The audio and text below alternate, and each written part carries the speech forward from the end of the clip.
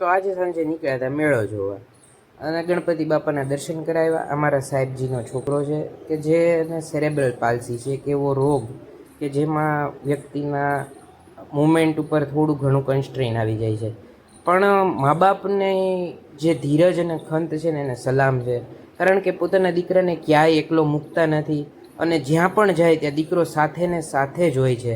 અને મા બાપ માટે દીકરા પ્રત્યેનું આટલું ડેડિકેશન આપણે જોઈએ.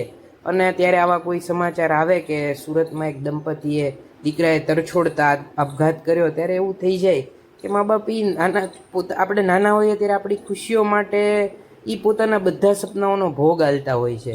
અને છોકરાને પણ પોતાના મા બાપમાં સર્વસ્વ પોતાના મા બાપમાં બતાતું હોય છે. પણ અચાનક મોટા થતાની સાથે કેમ એના મા બાપને ભૂલી જતા હોય છે. અત્યારે આ ફેસ ઉપરની સ્માઇલ કેટલું કહી રહી છે કે એના પપ્પા એના માટે હીરો છે.